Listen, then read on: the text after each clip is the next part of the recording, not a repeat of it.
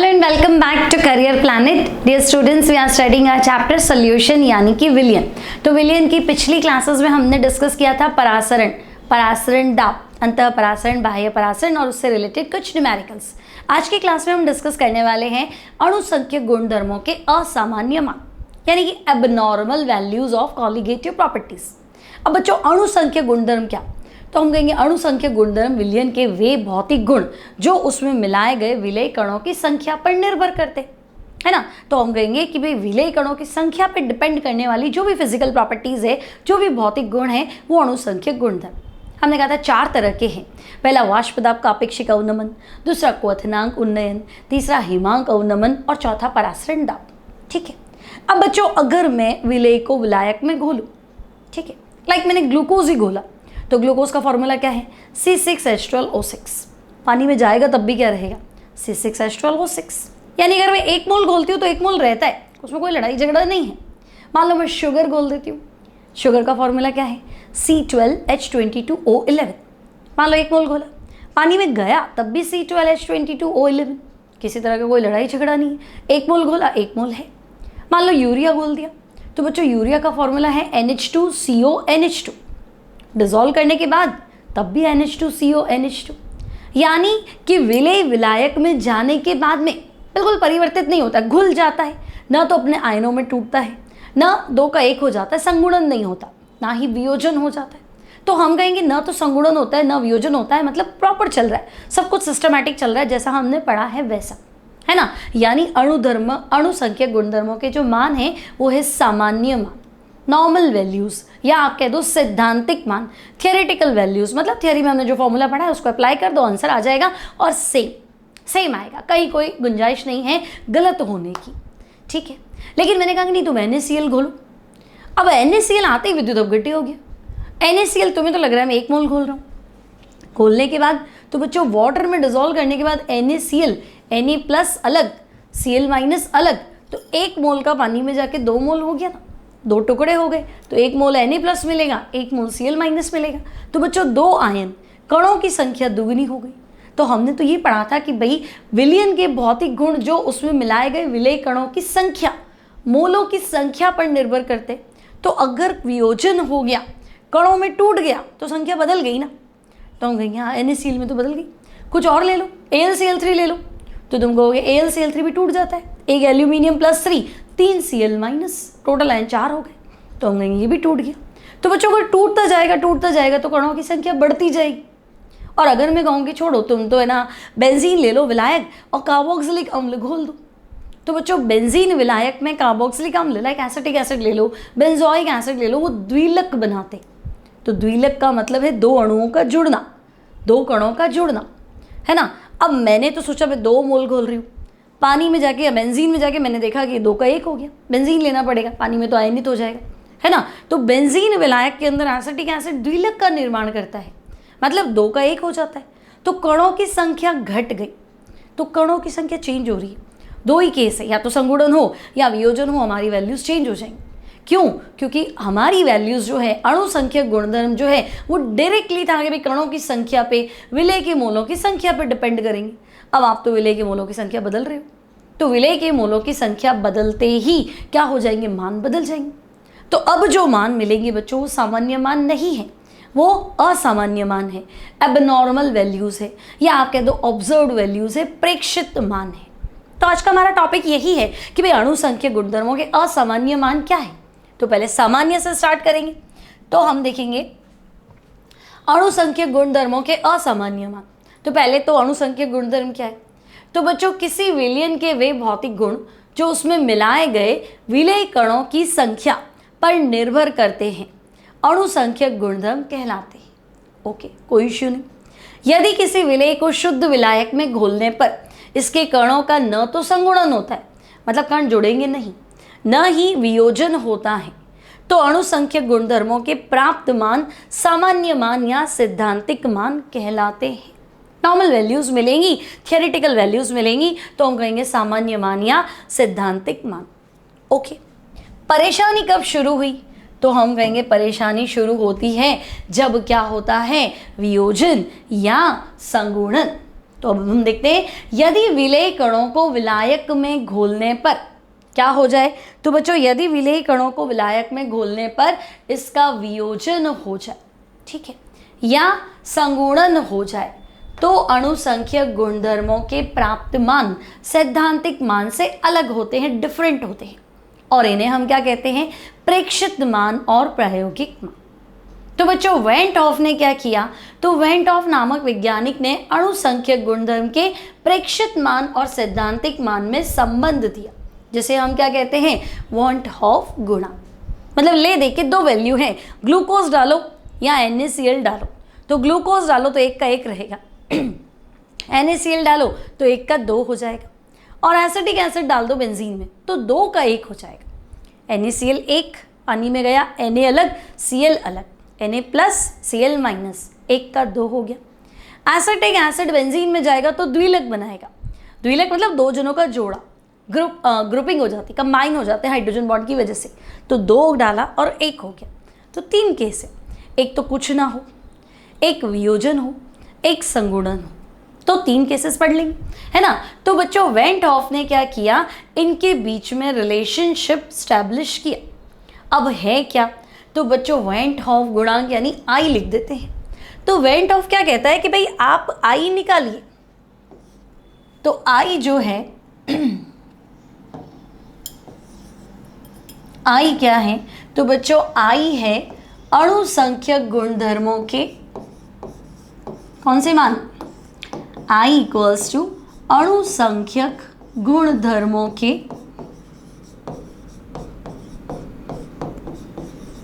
देखो याद कैसे रखेंगे, हम याद रखेंगे OT, OT होता है ना ऑपरेशन थिएटर, O मतलब ऑब्जर्व प्रेक्षित, T मतलब थियोरेटिकल, थियोरेटिकल तो लिखती है सैद्धांतिक, ठीक है। तो OT अणुसंख्यक गुणधर्मों के O मान ऑब्जर्व्ड वैल्यू यानी कि प्रेक्षित मान, ठीक है भाई। तो अणुसंख्यक गुणधर्मों के प्रेक्षित मान डिवाइडेड बाय, तो हम कहेंगे डिवाइडेड बाय अणुसंख्यक गुणधर्मों के सैद्धांतिक मान, ठीक है। तो अणुसंख्यक गुणधर्मों के सैद्धांतिक मान, तो प्रेक्षित मान अपॉन सैद्धांतिक मान, observed values upon theoretical values, ठीक है। OT ऑब्जर्व्ड अपॉन थियोरेटिकल, प्रेक्षित अपॉन सैद्धांतिक, ओके। तो ये है आई क्या है, वेंट हॉफ फैक्टर, कोई तकलीफ नहीं। अब बच्चों ले दे के अणुसंख्यक गुणधर्म जो है वो डिपेंड किस पे करते हैं, तो हम कहेंगे विलेय कणों की संख्या या मोलों की संख्या, है ना। तो हम पूरे के पूरे वैल्यूज नहीं निकाल के हम ऑब्जर्व्ड मोल्स देख लेते, प्रेक्षित मोल और सैद्धांतिक मोल, कि भाई मैंने घोला तो 1 है, अब पानी में जाके तो उसके टुकड़े हुए या संगुणन हुआ है, ठीक है। तो I इक्वल्स टू, तो हम कहेंगे विलेय के प्रेक्षित मोल, है ना, विलेय के प्रेक्षित मोल, ओके, विलेय कणों के प्रेक्षित मोल या विलेय के प्रेक्षित मोल अपॉन, तो अपॉन सैद्धांतिक मोल, ठीक है। तो बच्चों I equals to observed mole upon theoretical mole, विलेय के प्रेक्षित मोल अपॉन विलेय के सैद्धांतिक मोल, ठीक है। Observed moles upon theoretical moles. अब आई और क्या फॉर्मूला बनाए, तो बच्चों मोल का फॉर्मूला होता है भार बटा अणुभार, मोल इक्वल्स टू क्या होता है, मास अपॉन मोलर मास, भार अपॉन मॉलिक्यूलर वेट अणुभार। तो हम कहेंगे भाई मोल भार बटा अणुभार, यहाँ पे भी भार बटा अणुभार। अब भार मतलब मैंने 10 ग्राम घोला है, तो प्रेक्षित क्या और सैद्धांतिक क्या, 10 का तो 10 ही रहेगा। हाँ अणुभार जरूर हो सकता है कि भाई मान लो एसिटिक एसिड का अणुभार तुमने निकाला 60, लेकिन अगर वो द्विलक बनाता है तो तुम्हारा आंसर 60 की जगह 120 आएगा, है ना। प्रैक्टिकली जब तुम चेक करोगे तो तुम्हें लगेगा 120 आ रहा है, लेकिन थियोरेटिकल तो 60 ही आता है, तो हम कहेंगे भाई वो द्विलक बना दिया होगा इसलिए डबल आ रहा है। तो वो प्रेक्षित अणुभार और जो नॉर्मल होता है फॉर्मूले से निकालते हैं वो थियोरेटिकल मोलर मास, सैद्धांतिक अणुभार, ठीक है। तो हम कहेंगे भाई मोल जो है वो अणुभार के इन्वर्सली, अणुभार जितना ज़्यादा होगा मोल कम हो जाएंगे, तो हम कहेंगे हाँ बात तो सही है, तो ठीक है अणुभार के रिस्पेक्ट में लिख दो। तो बच्चों I इक्वल्स टू, यहाँ उल्टा चलेगा, ध्यान रखना इक्वेशन भी बनेगा, सैद्धांतिक अणुभार, बहुत बार बुक में न्यूमेरिकल इसी फॉर्मूले से कर देते हैं, तो I इक्वल्स टू सैद्धांतिक अणुभार अपॉन प्रेक्षित अणुभार। इससे भी क्वेश्चन कर सकते हो, इजी है, मतलब अप्लाई कर सकते हैं इसको। ओके, तो ये हो गया van't Hoff factor. I equals to प्रेक्षित value Cp colligative property upon सैद्धांतिक, है ना, प्रेक्षित मोल अपॉन सैद्धांतिक। लेकिन अणुभार के रिस्पेक्ट में उल्टा, I इक्वल्स टू सैद्धांतिक अणुभार अपॉन प्रेक्षित अणुभार। ठीक है, मान लेते हैं 3 फॉर्मूले हो गए हमारे पास। अब बच्चों केस क्या है, तो हम कहेंगे केस तो हमारे पास यही है कि या तो संगुणन हो या वियोजन हो। ठीक है, तो अगर मैं तुम्हें कहूं कि यदि विलेय, अब मान लो विलेय कौन सा लेते हो वो भी तो चीज़ है, तो हम कहेंगे ठीक है, यदि विलेय फॉर एग्जाम्पल तुम ले लेते हो ग्लूकोज, तो मैंने शुरू में ही बताया था कुछ नहीं होना है, ग्लूकोज एज इट इज रहेगा विलायक में। या तुम ले लेते हो शर्करा, तो इसका भी कुछ नहीं होना है। या तुम ले लेते हो यूरिया, तो इसका भी कुछ नहीं होना है। ठीक है, तो बच्चों इनका न तो संगुणन होता है, यदि विलेय कणों का न तो संगुणन होता है। ठीक है, तो न तो संगुणन होता है, न ही वियोजन होता है। ओके, न तो संगुणन होता है, न ही वियोजन होता है। तो भाई अगर मैं 1 मोल ग्लूकोज घोलूंगी तो वाटर में जाके 1 मोल ही रहेगा। मतलब सिर्फ इतना सा कि अगर कुछ नहीं होगा तो प्रेक्षित मोल और सैद्धांतिक मोल बराबर रहेंगे। ठीक है, तो बच्चों विलेय कणों का न तो संगुणन होता है न ही वियोजन होता है, मतलब प्रेक्षित मोल और सैद्धांतिक मोल क्या रहेंगे, समान रहेंगे। तो इस सिचुएशन में I, तो बच्चों I रहेगा 1। क्वेश्चन आते हैं एग्जाम में, ग्लूकोज के लिए I कितना लिखेंगे, तो आप कहेंगे 1, क्योंकि इसके लिए सैद्धांतिक और प्रेक्षित दोनों चीजें बराबर हैं। ठीक है, तो ये हमारा केस 1। फिर अगर मैं कहूँ कि नहीं, यदि विलेय कणों का वियोजन हो जाता है, ठीक है भाई, यदि विलेय कणों का वियोजन हो जाता है, ठीक है बच्चों। अब वियोजन कैसे होता है विलेय कणों का, तो मैं कहूँ आप ले लो उदाहरण NaCl, देखो 2 टुकड़े हो जाएंगे, Na अलग Cl अलग, है ना। आप ले लो MgCl2, Mg+2 Cl2, 2 Cl मतलब, ठीक है। तो होंगे यहाँ इनका 2 टुकड़ा होना ही है। तो बच्चों अगर आयनों में टूटेगा तो NaCl 1, लेकिन जाने के बाद Na+ और Cl- घोलने के बाद, तो हम कहेंगे कि भाई 2 हो गया। यानी इस सिचुएशन में क्या होगा, तो इस सिचुएशन में होगा प्रेक्षित मूल ग्रेटर देन सैद्धांतिक मूल। तो हम कहेंगे हाँ, वियोजन वाली बात करोगे तो प्रेक्षित मूल ग्रेटर देन सैद्धांतिक मूल होगा पक्का। तो अगर ये सिचुएशन आई तो हम कह देंगे I ग्रेटर देन 1, क्योंकि I का फॉर्मूला क्या सीखा था बच्चों, I का फॉर्मूला अभी तो सीखा आपने कि I होता है प्रेक्षित मोल अपॉन सैद्धांतिक मोल। तो प्रेक्षित ज़्यादा है, ऊपर वाला डेटा ज़्यादा है ना, तो हम कहेंगे कि अगर प्रेक्षित ज़्यादा है, ज़्यादा में कम का भाग लगाओगे तो 1 से ज़्यादा आंसर आएगा, तो ग्रेटर देन 1। ठीक है, और तीसरे केस की तरफ चले तो हम कहेंगे ठीक है भाई, अगर वियोजन नहीं हो रहा है तो संगुणन होगा। तो यदि विलेय कणों का संगुणन होता है, ठीक है, तो संगुणन मतलब कण जुड़ जाते हैं। अगर द्विलक बनाएंगे तो 2 का 1, 100 का 50, 1000 का 500 कम होते जाएंगे। त्रिलक बनाएंगे तो 1/3 हो जाएंगे, 3 का 1, 300 के 100, है ना, तो हम कहेंगे हाँ भाई कम होते जाएंगे।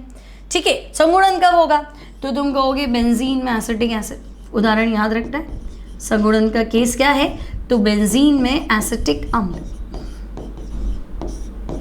ठीक है, तो बेंजीन में एसिटिक एसिड द्विलक बनाएगा। तो भाई इस सिचुएशन में तो हम कहेंगे इस सिचुएशन में प्रेक्षित मोल तो है कम, लेकिन सैद्धांतिक मोल है ज्यादा। प्रेक्षित मोल लेसर देन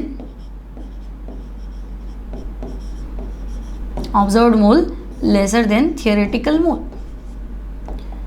तो बच्चों प्रेक्षित मोल कम है, ऊपर वाला डेटा कम है, नीचे वाला डेटा ज्यादा है ना, अंश में वैल्यू कम है, हर में वैल्यू ज़्यादा है तो आई लेस देन 1। तो ये क्वेश्चन बनेंगे भाई, है ना। आपसे पूछा जाएगा आई 1 कब है, तो आप कहेंगे अच्छा संगुणन वियोजन कुछ नहीं है। आई ग्रेटर देन 1 कब है, तो आप कहेंगे वियोजन के केस। संगुणन के केस में आई क्या है, तो भाई संगुणन के केस में आई लेस देन 1 है। क्लियर। अब कुछ एग्जाम्पल्स देख लेते हैं। अच्छा, एग्जाम्पल से पहले हम क्या करते हैं, देखो हमारे पास कुछ कॉलिगेटिव प्रॉपर्टीज है ना। आपने पढ़ा था हमारे पास 4 कॉलिगेटिव प्रॉपर्टीज होती। हमने 4 प्रकार के अणुसंख्यक गुणधर्म पढ़े थे ना, है ना।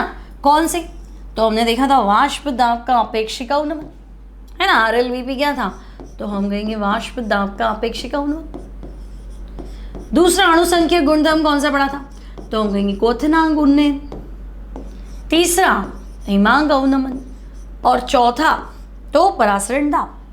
तो बच्चों पहला था वाष्प दाब का अपेक्षिक अवनमन, याद है P0 minus PS upon P0। तो हम कहेंगे फॉर्मूला था small w capital M, capital W small m। Delta TB, तो उसके 2 फॉर्मूले थे। एक तो आपके पास था KB इंटू मोललता, ठीक है, KB इंटू मोललता। और एक फॉर्मूला आप और यूज कर सकते थे, delta TB equals to 1000 into KB into small w। Delta TB equals to 1000 into KB into small w divided by capital W small m। ये भी फॉर्मूला था, सब में स्मॉल w ऊपर है, मैंने पहले भी कहा था। डेल्टा TF का फॉर्मूला तो हम कहेंगे याद है हमें, KF इंटू मोलल था, पढ़ा था हमने, ठीक है। KF क्या है भाई, KF क्या है, मोलल अवनमन स्थिरांक, ठीक है ना।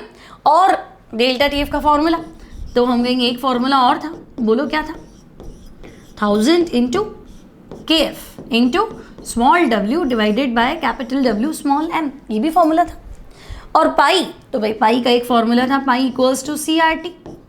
और एक फॉर्मूला है चैप्टर में ले देखिए 4-5 फॉर्मूले, तो pi equals to WRT upon MV। तो हमने ये तो पढ़ रखा है, इसमें कौन सी नई चीज़ है। तो बच्चों ध्यान से देखो, अभी हमने क्या सीखा, वेंट हॉफ ने अणुसंख्यक गुणधर्म के प्रेक्षित मान और सैद्धांतिक मान में संबंध स्थापित किया। तो सैद्धांतिक मान मतलब अभी जो तुमने फॉर्मूले लिखे थे वो थियोरेटिकली थे, है ना। और मैं कह रही हूँ नहीं, अब तो वाष्प दाब का अपेक्षिक अवनमन प्रेक्षित निकालो। मान लो विलय गणों का संगुणन हो गया, अब आंसर बताओ। अब क्वथनांक उन्नयन बताओ, मैंने नमक घोला। इतने टाइम हमने जो भी फॉर्मूले पढ़े ना, उसमें हम नमक कभी यूज़ नहीं करते थे।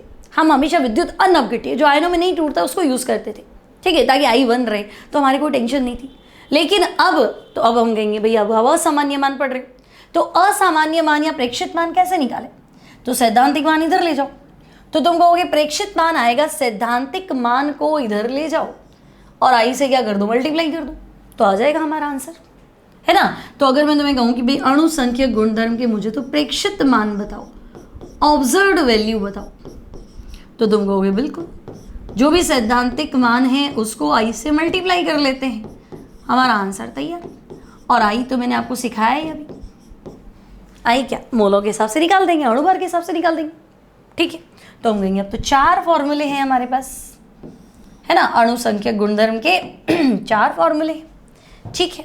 तो अब आपसे मैं कहूँ कि भाई आप ऐसा कीजिए कि प्रेक्षित मान ज्ञात कीजिए, है ना। वाष्प दाब का अपेक्षिक अवनमन, इसका प्रेक्षित मान ज्ञात करो। तो तुम कहोगे प्रेक्षित मान निकालना है, तो सैद्धांतिक तो ये रहा, इसको आई से मल्टीप्लाई कर लो, ठीक है। ये क्वथनांक उन्नयन का सैद्धांतिक मान है। आपसे कहा जाए नहीं boiling point elevation observed value निकालो, प्रेक्षित मान निकालो, तो बच्चों जितने भी फॉर्मूले हैं सबको आई से मल्टीप्लाई कर लो। अगर आपसे कहा जा रहा है ऑब्जर्व्ड वैल्यू फाइंड करो, ये लो, इसको भी आई से मल्टीप्लाई कर लो। पाई फाइंड करना है ऑब्जर्व्ड, तो आपके CRT की जगह आई CRT लिख दो, है ना। यहाँ पे भी आपको ऑब्जर्व्ड चाहिए, प्रेक्षित चाहिए, तो आप ओवरऑल फॉर्मूले को किससे मल्टीप्लाई करेंगे, आई से। अब आपका टेंशन हुआ कि लो आई निकालना कैसे, ये भी बता दो, है ना। अगर आपसे कहा जाए पाई ऑब्जर्व्ड, तो आई से मल्टीप्लाई कर लो, आई इंटू WRT अपॉन MV। आई क्या है, तो आई है वेंट ऑफ फैक्टर। अब ले दे के बात आती है कि भाई हम आई कैसे निकालेंगे, ठीक है। तो अच्छा ये इंग्लिश वर्जन है इसका,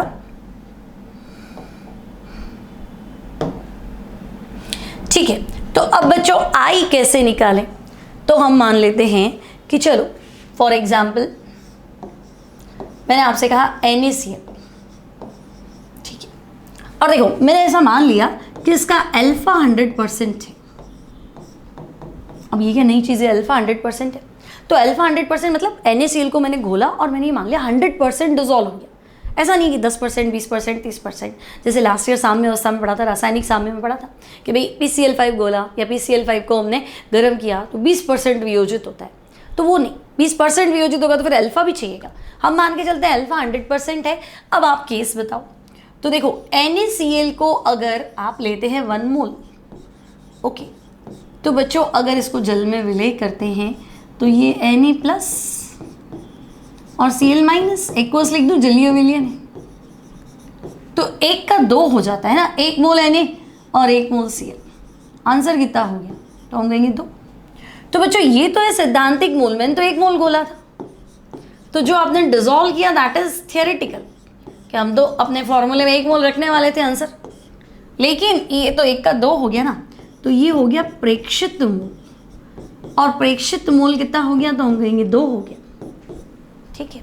सैद्धांतिक 1, प्रेक्षित 2, तो 1 का 2 हो गया। अब मैं कहूँ कि नहीं भाई आप तो ऐसा करो, I निकालो, तो बच्चों I का फॉर्मूला क्या है, ऑब्जर्व्ड अपॉन थियोरेटिकल, प्रेक्षित मोलों की संख्या अपॉन सैद्धांतिक मोलों की संख्या, तो हम कहेंगे I का फॉर्मूला तो सही भाई, प्रेक्षित अपॉन सैद्धांतिक, तो प्रेक्षित तो है 2, सैद्धांतिक है 1, तो I 2 लिख देना। जब NaCl वाला क्वेश्चन आए और तुमसे कहे कितना गुण है ना, अल्फा 100% हो, ना दिया हो तो 100% ही, तो अपने आंसर को 2 से मल्टीप्लाई कर देना, ठीक है।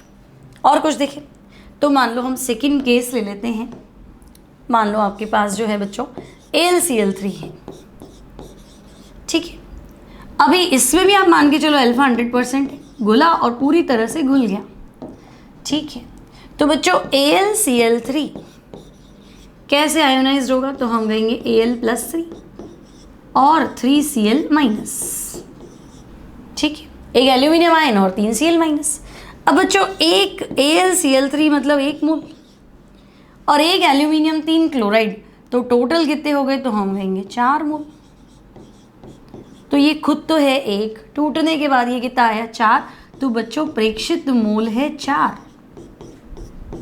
अब I बताने की जरूरत नहीं, तो तुम कहोगे I होता है OT, ऑब्जर्व्ड अपॉन थियोरेटिकल, प्रेक्षित अपॉन सैद्धांतिक, तो भाई प्रेक्षित तो नजर आया 4, सैद्धांतिक नजर आया 1, तो AlCl3 का वेंट ऑफ फैक्टर कितना हो गया, तो हम कहेंगे 4, ठीक है। और एग्जाम्पल ले लेते हैं, मान लो आपके पास है पोटेशियम फेरोसाइनाइड K4FeCN6 और आपको कहा गया कि भाई इसका I बता दो, है ना, और मान के चलो कि ये पूरा घुल रहा है, अल्फा जो है इसका 100% है, अल्फा 100%, गोलिए इसको, ठीक है भी घोल देंगे, उसमें क्या है। तो देखो K4FeCN6, ये सारे वियोजन के केसेस पढ़ रहे हैं ना, सबके आयंस बन रहे हैं, ठीक है। तो देखो K4FeCN6, तो बच्चों ये टूटेगा, कैसे टूटेगा, तो देखो कॉम्प्लेक्स एज इट इज रखना है, square bracket as it is रखना, तो स्क्वायर ब्रैकेट में क्या है, तो हम कहेंगे Fe है, Cn6 है, और बाहर 4 पोटेशियम है, तो 4 पोटेशियम। अब एक पोटेशियम का चार्ज +1 है, K प्लस, एक पोटेशियम का आवेश 1 है, तो 4 का 4 हो गया, इसलिए संकुल का आवेश जो है वो -4 होगा। तो भाई मैं तो ये सोचूंगी मैंने 1 मोल घोला है और पानी में जाने के बाद 4 ये और 1 ही, कितना है, तो 5 है, 4 टुकड़े तो पोटेशियम के हैं, 1 टुकड़ा फेरोसाइनाइड आयन का है, तो ओवरऑल कितना है, तो 5 है। तो अब बताओ I, तो I ऑब्जर्व्ड अपॉन थियोरेटिकल, तो मैं कहूँगी I 5 है। तो बच्चों सारे ही केसेस में आप देख सकते हैं I की वैल्यू 1 से ज़्यादा है। भाई वियोजन होगा, किसी चीज़ को ब्रेक करना है तो 1 से ज़्यादा ही होगा ना, एक तो खुद ही टुकड़ा होगा तो 1 से ज़्यादा ही होगा ना, आप 2, 3, 4 जो भी आप करना चाहो, तो I will be greater than 1 in case of dissociation. वियोजन के संदर्भ में I यानी वेंट ऑफ गुणांक 1 से ज़्यादा होता है, ठीक है। अब आपसे कहा जाए कि चलो भाई वियोजन का केस तो हमें समझ में आ गया, आप क्या करो कि संगुणन का केस समझा दो। तो बच्चों संगुणन का केस अब देखो संगुणन के केस में होगा क्या, तो हम कहेंगे आई लेस देन 1 होगा, है ना। इन case of association I less than 1। Example, तो बच्चों देखो बेंजीन विलायक में कार्बोक्सिलिक एसिड की बात करें या एसिटिक एसिड की बात करें, तो बेंजीन विलायक में एसिटिक अम्ल, बेंजीन विलायक में एसिटिक एसिड क्या करता है, तो ये द्विलक बनाता है, डाइमर बनाता है। बेंजीन विलायक के अंदर एसिटिक एसिड क्या करता है, द्विलक बनाता है। ओके, तो भैया एसिटिक एसिड का फॉर्मूला लिखेंगे, तो हम कहेंगे एसिटिक एसिड हो गया CH3 C double bond OH। Okay, एक और एसिटिक एसिड लिख दीजिए, तो CH3 C double bond O और OH। तो बच्चों ये ऑक्सीजन नेगेटिव विद्युत ऋणी है ना, और ये हाइड्रोजन पॉजिटिव कम विद्युत ऋणी, और आकर्षण बल के कारण हाइड्रोजन बॉन्ड बना लेंगे। सिमिलरली यहाँ हाइड्रोजन पॉजिटिव, ये ऑक्सीजन नेगेटिव, ये भी अंतराणु हाइड्रोजन बंध बना लेंगे। एक एसिटिक एसिड दूसरा एसिटिक एसिड, 2 एसिटिक एसिड है ना, तो इन 2 एसिटिक एसिड के अंदर कौन सा बॉन्ड बनेगा, तो हम कहेंगे इंटरमॉलिक्यूलर हाइड्रोजन बॉन्ड, यानी कि अंतराणुक हाइड्रोजन बंध। ओके, तो इनके बीच में बन गया इंटरमॉलिक्यूलर हाइड्रोजन बॉन्ड, अंतराणुक हाइड्रोजन बंध। इस चक्कर में क्या हुआ, 2 का 1 हो जाता है। ठीक है, अब अगर मैं कहूँ कि भाई देखो मैंने 2 एसिटिक एसिड घोले, ओके, और एसिटिक एसिड बेंजीन विलायक में गया, ठीक है, यहाँ लिख देती हूँ बेंजीन विलायक, तो आपको पता है एसिटिक एसिड बेंजीन विलायक में जाते ही क्या हो जाएगा, CH3COOH होल ट्वाइस हो जाएगा। मतलब कि अगर आप यहाँ बात कर रहे हैं कि हम 2 मोल घोल रहे, तो बच्चों यहाँ जाके ये 1 मोल हो गया, तो जो जाने के बाद मतलब घोलने के बाद जो बनता है वो तो ऑब्जर्व्ड है, प्रेक्षित है ना। और जो आप ले रहे हैं प्रैक्टिकली, जो आप मतलब प्रैक्टिकल करने से पहले आप काम में ले रहे हैं जो चीज़, वो क्या है, वो थियोरेटिकल सैद्धांतिक मोल। तो सैद्धांतिक 2 प्रेक्षित 1, वेंट ऑफ फैक्टर का फॉर्मूला क्या है, I, तो हम कहेंगे प्रेक्षित अपॉन सैद्धांतिक। तो भाई प्रेक्षित तो 1 है, सैद्धांतिक 2 है, तो I की वैल्यू आ जाएगी 1/2। इस केस में वेंट ऑफ फैक्टर होगा I = 1/2। ठीक है, तो मान लो एक और उदाहरण ले लेती हूँ कि मेरे पास क्या है, 3 A के कण हैं, लेकिन वो विलायक में घोलने के बाद में त्रिलक बना देते हैं। त्रिलक मतलब 3 का 1 हो जाता है, तीनों जुड़ के 1 हो जाते हैं। तो बच्चों ध्यान से देखेंगे, प्रेक्षित मोल हमने क्या लिया 3, और वहाँ जाके क्या हो गया 1, तो वेंट ऑफ फैक्टर I, तो हम कहेंगे ऑब्जर्व्ड अपॉन थियोरेटिकल। दिख रहा तो 1 है, गोला तो 3 है, तो 1/3। क्लियर। तो ये हो गया हमारा वेंट ऑफ फैक्टर। लेकिन ये सारी बातें तभी अप्लाई होंगी तब, कब, जब अल्फा 100%। हम मान के चलेंगे भी मैंने जितना भी डिसॉल्व किया सब का सब डाइमर में कन्वर्ट हो गया, सब का सब ट्राइमर में कन्वर्ट हो गया, दैट्स वाई ये चीज़ें अप्लाई होंगी।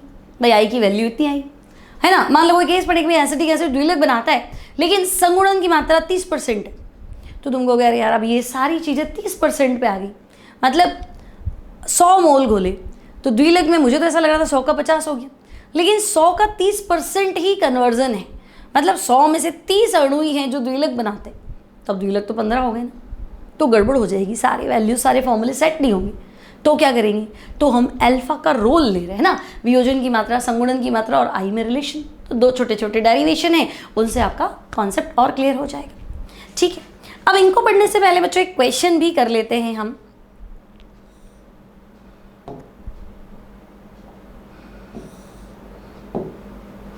ये सारा हमने पढ़ लिया K4FeCN6 है ना। चलो अब मान लो कि मान लो तुम एक क्वेश्चन दे दे कि देखो परासरण दाब का क्रम बताइए। ठीक है, ऑर्डर ऑफ ऑस्मोटिक प्रेशर, परासरण दाब का क्रम बताइए। ओके, पहला है तुम्हारे पास 1m ग्लूकोज विलियन, ठीक है, 1m ग्लूकोज सॉल्यूशन। ओके, फिर है बच्चों 1m NaCl विलियन, और फिर है 1m MgCl2 सॉल्यूशन। ध्यान से देखो तो बच्चों परासरण दाब पाई, पाई का फॉर्मूला था CRT, ठीक है, हमने तो ये सीखा था pi equals to CRT। Concentration सबकी बराबर है, लेकिन ये फॉर्मूला तब सीखा था जब ईमानदारी से रहते हैं, ना संगुणन ना वियोजन। यहाँ तो सारी गड़बड़ हो रखी है, NaCl ले रखा है, MgCl2 ले रखा है, तो हम कहेंगे नहीं, असामान्य मान आपके साथ में चल रहे तो ICRT। लेकिन ग्लूकोज के केस में अगर मैं I की बात करूं तो ग्लूकोज के केस में I1 कुछ नहीं होना है। NaCl तो भाई NaCl 2 भागों में टूटेगा तो I की वैल्यू 2, और MgCl2 तो भाई Mg+2 और Cl- 2 क्लोराइड तो I की वैल्यू 3।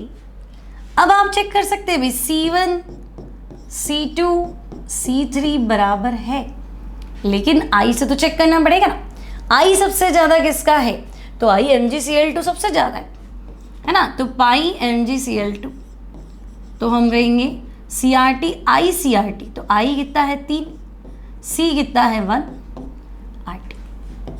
पाई NaCl तो I की वैल्यू 2 है, कंसंट्रेशन भले ही 1 है, और RT। और पाई ग्लूकोज के बारे में बताओ, तो भाई पाई ग्लूकोज जो है वो ICRT, लेकिन I1 है, C भी 1 है, और RT।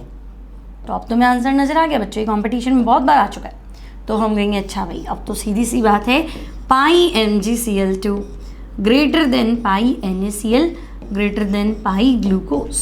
ये ध्यान रखेंगे, अच्छे क्वेश्चंस है, ठीक है, कंपटीशन में आते हैं इस तरह के क्वेश्चंस, तो ये हमें देखने हैं। ओके, कोई इशू नहीं, सिंपल है, ठीक है। अब हम आगे बढ़ते हैं went half factor and degree of dissociation, यानी कि भाई वॉन्ट हॉफ गुणांक,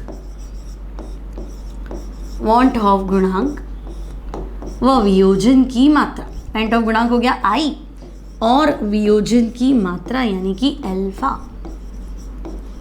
ठीक है, वॉन्ट ऑफ गुणांक व वियोजन की मात्रा अल्फा, अल्फा वियोजन लिख देते हैं क्योंकि संगुणन की मात्रा भी अल्फा ही, तो अल्फा संगुणन लिख देंगे, ठीक है। तो van't Hoff factor and degree of dissociation, वियोजन की मात्रा, ठीक है। अब हम क्या करते हैं, हम मान लेते हैं भाई 1 मोल NaCl नहीं लेते, 1 मोल विलेय को विलायक में घोला गया, ताकि हमारा क्लियर हो भाई सैद्धांतिक मोल तो 1 है, तो माना 1 मोल विलेय को विलायक में घोला गया, ठीक है भाई, 1 मोल विलेय को विलायक में घोला गया मान ले। अब क्या करें,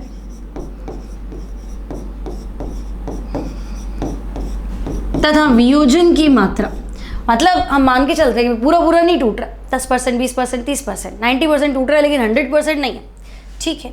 तो वियोजन की मात्रा, और 100% होगी तो बच्चों आपको पता ही है I और क्या होगा N, जितने गणों में टूटेगा वो बराबर आ जाएगा, प्रेक्षित मोल बराबर आ जाएंगे, ठीक है।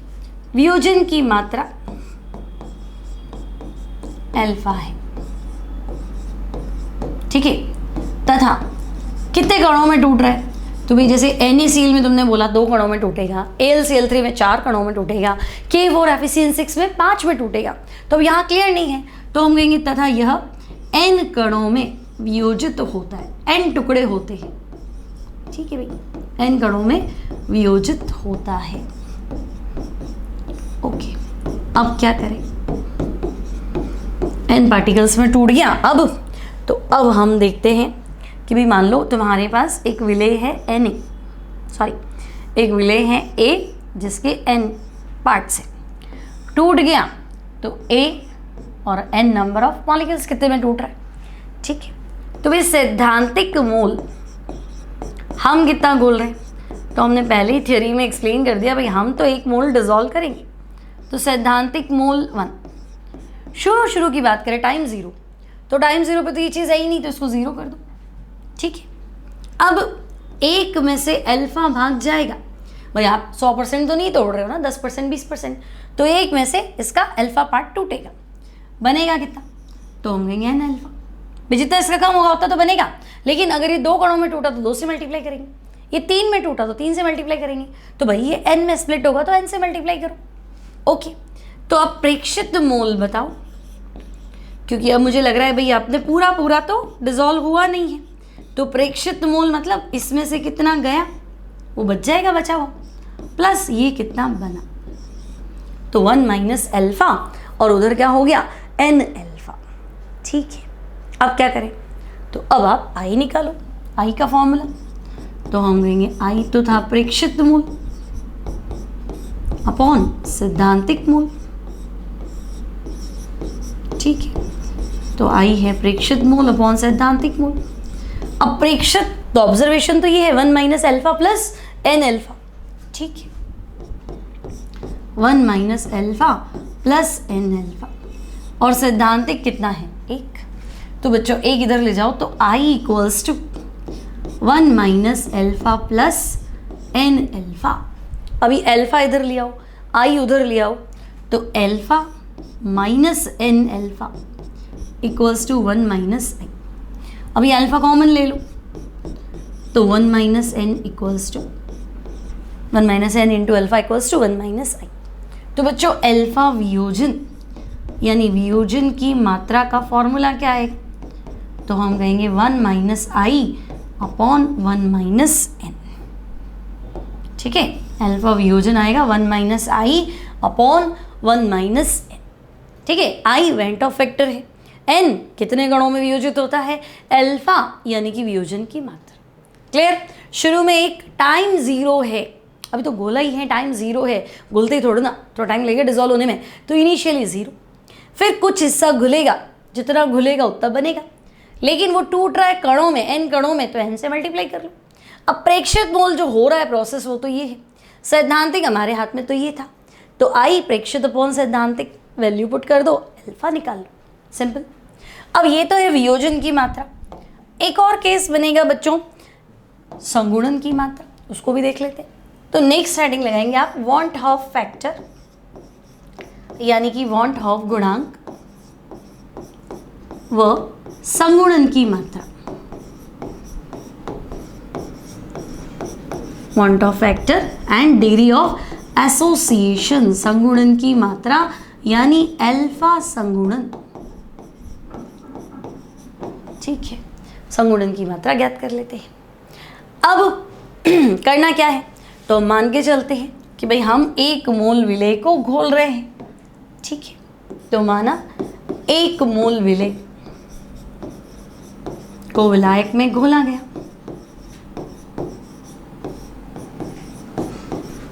ठीक है, 1 मोल विलेय को विलायक में घोला गया और संगुणन की मात्रा जो है वो अल्फा है। ठीक है, तथा संगुणन की मात्रा, संगुणन की मात्रा अल्फा है। ओके, ये भी मान लेते हैं, संगुणन की मात्रा अल्फा है तथा यह n पार्टिकल्स का भी रूल देते ना, यह n कणों में संगुणित होता है। मतलब है कि द्विलक बनाता है तो n 2 कर दो, त्रिलक बनाता है तो n 3 कर दो, तो n कणों द्वारा संगुणित होता है, ऐसे लिख देते हैं। ठीक है, n पार्टिकल्स मिलके और एक हो जाते हैं, अब 2 हो 3 हो जो भी हो। ओके, तो इस बार कण जो है वो जुड़ रहे हैं। ठीक है, पार्टिकल्स कनेक्ट हो रहे हैं। तो मान लो बच्चों क्या थे, तुम्हारे पास Na कण थे, अब जुड़ के क्या हो गए, A के बेस में n, मतलब होल 2 होल 3 इस तरह से। ठीक है, अब शुरू में तो हम तो हमेशा 1 मोल ही डिसॉल्व करते हैं, तो सैद्धांतिक मोल, तो हम कहेंगे भाई हमने तो 1 मोल घोला है, यहाँ 0। ठीक है, अब क्या होगा, तो हम कहेंगे देखो इसमें से अल्फा पार्ट गायब होगा ताकि प्रोडक्ट बने, घुलेगा। अब इसमें से अल्फा बनेगा तो यहाँ अल्फा, भाई 10% घुला तो 10 कण आ गए, भाई 10 कण घुले तो 10 आ गए। लेकिन आपने कहा नहीं द्विलक बन गए तो 10 के 5 ही हो गए, त्रिलक बन गए तो 10/3 हो गया, है ना। तो भाई कितने कण संगुणित हो रहे हैं, तो आप कह रहे हो n, तो n से भाग लगाओ क्योंकि कणों की संख्या कम हो रही है। पिछली बार मल्टीप्लाई किया था क्योंकि बढ़ रहे थे, तो बढ़ाओगे कब जब मल्टीप्लाई करोगे, घटाओगे कब जब भाग लगा दोगे। ठीक है, तो अब आपसे कहा जाए प्रेक्षित मोल, प्रेक्षित मोल निकाल दो। तो भाई हम जो देख रहे हैं ऑब्जर्वेशन तो हमारी ये है, 1 में से अल्फा गया और अल्फा बाय n बना। ठीक है, आई तो हम कहेंगे आई तो होता है प्रेक्षित अपॉन सैद्धांतिक, मोल के रिस्पेक्ट में तो कम से कम। I इक्वल्स टू प्रेक्षित मोल अपॉन सैद्धांतिक मोल। ठीक है, अब तो बच्चों I इक्वल्स टू प्रेक्षित मोल कितना 1 minus alpha plus alpha by n, और सैद्धांतिक कितना 1 minus alpha plus alpha by 1, और सैद्धांतिक कितना 1। ठीक है, एक इधर ले जाओ, तो I equals to 1 minus alpha plus alpha by n. अभी बच्चों एल्फा इधर ले आएंगे, तो alpha minus alpha by n equals to 1 minus I. कोई तकलीफ नहीं। ठीक है, एल्फा इधर ले आई तो माइनस का प्लस हो गया, वो प्लस था तो माइनस हो गया, और आई उधर ले जाओ तो माइनस हो गया। अभी एन को एलसीएम ले लेंगे, तो एन एलसीएम ले लिया तो इधर एन मल्टीप्लाई हो जाएगा, n alpha minus alpha equals to 1 minus I. तो बच्चों n alpha minus alpha equals to 1 minus I multiply with n. ठीक है, अभी एल्फा कॉमन ले लो, तो एल्फा कॉमन ले लो तो ये हो गया n minus 1 equals to 1 minus I. अब एल्फा फाइंड भी कर लो, तो बच्चों एल्फा विल बी, कहीं कुछ मिसिंग तो नहीं है, हाँ एन मिसिंग है, 1 माइनस आई इंटू एन। ठीक है, तो एल्फा फाइंड कर लो, तो 1 minus I upon n minus 1 into n. ठीक है, तो ये है एल्फा संगुणन। ठीक है, डिग्री ऑफ एसोसिएशन। क्लियर? तो समझ में आ गया कैसे करना है। पहले Na मॉलिक्यूल्स से जुड़ के A बाय N हो गया, मतलब डाइमर ट्राइमर। शुरू में एक 0 अल्फा गया, अल्फा बनेगा लेकिन जुड़ाव हो रहा है तो डिवाइड बाय N। प्रेक्षित मोल आपके इनको जोड़ दो, सैद्धांतिक आपका 1 डिवाइड कर दो, आई आ जाएगा। अभी अल्फा इधर ले आओ, आई उधर ले जाओ, फिर एलसीएम ले लो इस स्टेप में, है ना। अब N उधर ले जाओ, फिर अल्फा कॉमन ले लो n माइनस 1, तो अल्फा संगुणन का फॉर्मूला आएगा 1 minus I upon n minus 1 into n. Alpha संगुणन की मात्रा, n कितने कण जुड़ रहे हैं, द्विलक त्रिलक, द्विलक हो तो n 2, त्रिलक तो n 3, इस तरह से। और आई क्या है, तो आई है वेंट हॉफ फैक्टर। तो आज काफ़ी कुछ पढ़ लिया है ना। संगुणन की मात्रा हो गया, वियोजन की मात्रा हो गया, वेंट हॉफ गुणांक हो गया, और सारी कॉलिगेटिव फॉर्मूले में आई कैसे अप्लाई करना है वो भी हो गया। ठीक है, तो मिलेंगे अगली क्लास में। Till then take care and good bye.